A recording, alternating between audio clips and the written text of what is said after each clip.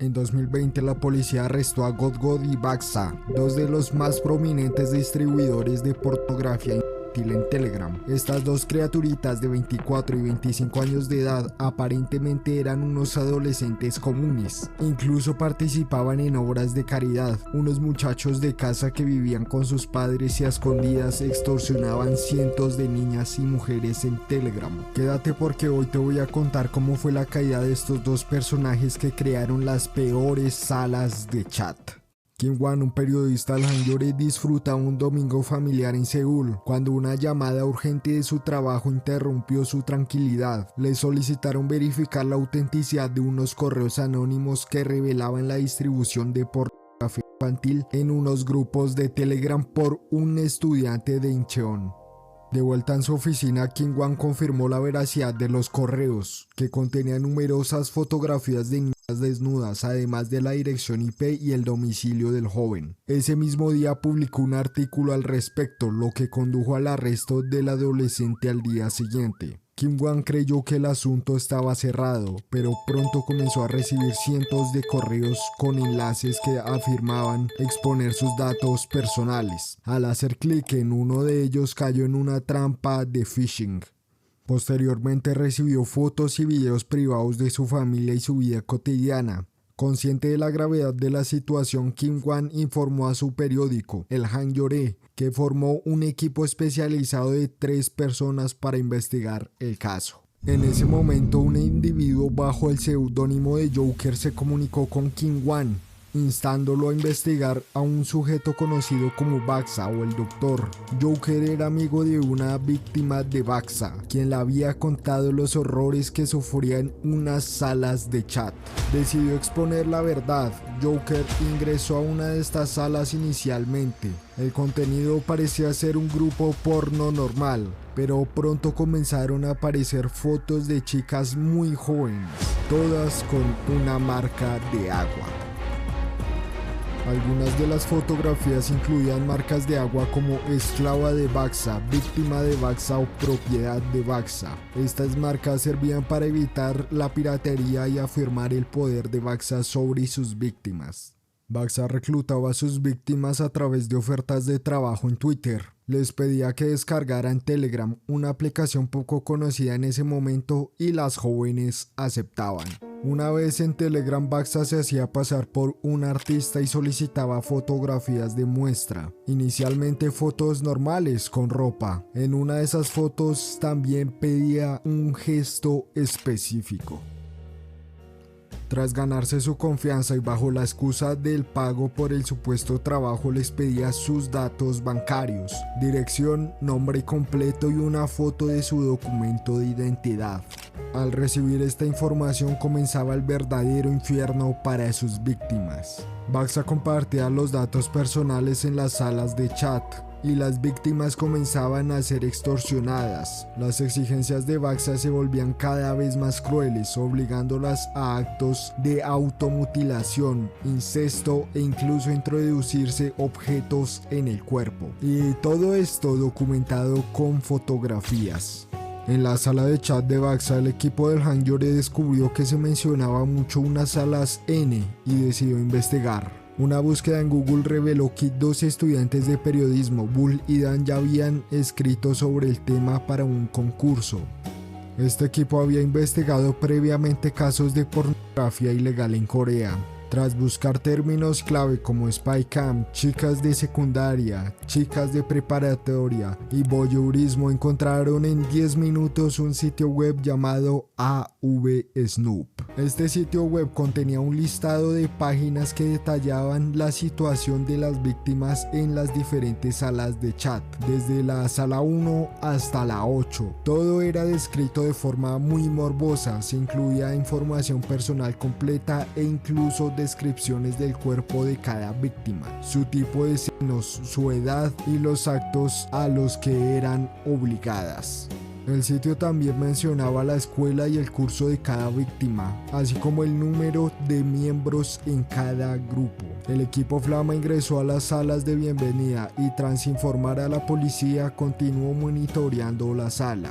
5 horas después, un usuario anunció que enviaría la invitación a las salas N a quienes cambiaran su foto de perfil por un personaje de anime. Al ingresar, encontraron miles de videos de niñas menores de edad con frases escritas en sus cuerpos como esclava de God God, perra de God God o vagina de God God.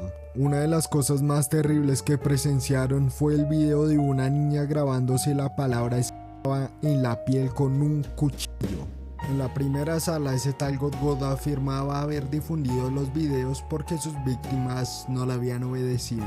God God contactaba a sus víctimas a través de Twitter, enviándoles un enlace con una afirmación de que sus fotos privadas habían sido filtradas. Al hacer clic, las víctimas caían en una trampa de phishing. Al igual que Baxa, God God utilizaba los datos personales obtenidos para chantajear y amenazar a las víctimas con enviar sus fotos a familiares y amigos. Después de que el equipo Flama se unió a una de las salas, un usuario llamado Rabbit ingresó y a la semana se convirtió en administrador. Comenzó a compartir contenido de explotación infantil, principalmente de menores de 12 años. Rabbit no fue muy inteligente, cometió el error de revelar su información personal. Mostraba un gran deseo de socializar con los demás miembros de la sala, compartía lo que él hacía en su día e incluso llegó a mencionar que tenía sangre en la orina. Incluso envió una foto de su resultado médico donde aparecía el hospital universitario de Chosun. El equipo Flama le preguntó que cuándo sería su próximo examen, y así el 7 de agosto fue arrestado el primer administrador de las salas N. God God desapareció después de distribuir una gran cantidad de material. Muchos sentían curiosidad por él, algunos lo idolatraban, otros, incluso siendo consumidores, llegaron a pensar que se había sobrepasado con sus víctimas. Pero lo cierto es que la gran mayoría se preguntaba ¿cómo hacía este hombre para conseguir tanto material? Antes de desaparecer escribía frases como dice mi mamá que suelte el teléfono, o dice mi mamá que me vaya a dormir, o tengo que estudiar para el examen. Finalmente escribió dejo Telegram para estudiar para el examen de ingreso a la universidad. El Hangyore decidió publicar un nuevo artículo en noviembre de 2019, con más evidencias y el trabajo realizado por el equipo Flama y la policía. Se esperaba un gran impacto mediático, pero la realidad fue decepcionante. La gente se preguntaba por qué este artículo estaba en primera plana. No lo entendían y no lo consideraban importante. El equipo Flama y el Hangyore comenzaron a recibir burlas de los usuarios de las salas, e incluso Baxa cambió su nombre a Soy Baxa, el único anunciado por el Hangyore. Mucha gente se unió a los chats simplemente para reírse del Hangyore. El mismo día, Baxa subió una foto de una nueva víctima, a la que llamó víctima del Hangyore. En enero de 2020, los programas Spotlight de la JTBC y G-Story de la SBS se unieron a la investigación. El equipo de Spotlight comenzó a pedir información sobre Baxa directamente en las salas de Telegram. Fue entonces cuando el propio Baxa le escribió directamente. Les dijo que tenía una banda delictiva en otro país y que también vendía drogas en la dark web, entre otras muchas mentiras, diciéndole al director de G-Story que estaba en Camboya y al de Spotlight que estaba en China. Sin embargo, la investigación continuó y Baxa fue cayendo en sus propias mentiras. Era muy presumido y amenazaba al equipo de G-Story para que no emitiera ningún programa sobre él, diciendo que si lo hacían presionaría a una de sus esclavas para que se lanzara desde el último piso del edificio de la SBS. Finalmente el programa se emitió y Baxa también subió un video de una de sus víctimas, menor de edad por cierto, atada a la puerta de su habitación, desnuda y con una bolsa en la cabeza. Afortunadamente la niña no se suicidó, ya que la policía pudo identificarla gracias a una pulsera que llevaba. Tras una revisión exhaustiva de las fotos encontraron una con su rostro, la identificaron y contactaron con ella y su familia. Baxa administraba 3 salas secretas donde cobraba membresía por ingresar. La sala dura, que costaba $200, la sala del gran apostador, que costaba $400, y la más exclusiva que costaba $800, donde se estima que ganó más de $100,000. Cuando los de Spotlight le mencionaron Bestcoin a Baxa, él se comenzó a asustar y dejó de tener contacto con ellos. Bestcoin era la criptomoneda que usaba Baxa para recibir sus pagos. En este punto Baxa y los demás usuarios de la sala se comenzaron a asustar y Baxa comenzó a compartir sus nuevas cuentas de Bitcoin y Ethereum. La policía empezó a rastrear sus movimientos porque, claro, Baxa de alguna forma tenía que retirar este dinero. Ahí se dieron cuenta que Baxa mandaba a otros hombres a retirar el dinero y ellos lo dejaban en un sobre en partes aleatorias de la ciudad. La policía identificó un patrón en común con otros crímenes. Baxa tenía un modus operandi muy parecido a unas estafas telefónicas, donde se obligaba a X persona a coger paquetes de dinero y dejarlos en determinado lugar, donde ese dinero era recogido por los criminales. A este punto la policía ya tenía una lista de todos los usuarios que usaba Baxa para operar en Telegram. Es ahí donde se repite el nombre K8GUC. Encontraron que este hombre estaba involucrado en varios casos de estafas, narcotráfico y armas de fuego, pero que presuntamente no tenía nada que ver con Baxa. Baxa se contactó con Kim y Lee, que ya estaban presos por unos casos de estafas, tráfico y armas de fuego. Ambos aseguraron que un tal Baxa los había contactado a través de Telegram para trabajar con él, pero que no tenían ni idea quién era ese hombre. La policía comenzó a identificar sospechosos que podrían ser Baxa, hasta que la lista fue reduciendo para finalmente quedar con un sospechoso. Baxa le ordenó a un tal Buda que se abriera una cuenta de criptomonedas, retirara el dinero y se lo dejara en un sobre en un determinado lugar de la ciudad. Buda ya estaba bajo custodia por un caso de abuso sexual a una menor. Buda retiraba el dinero, lo transfería a su cuenta de banco personal, lo retiraba y lo dejaba en un lugar acordado con Baxa. Es decir, hacía el mismo trabajo que Kim y Lee. La policía se dio cuenta que los tres ya habían entregado dinero en un mismo lugar. Se trataba de la boca de incendios de un edificio en Sugón. Claramente se suponía que quien tomaría el dinero posiblemente sería Baxa.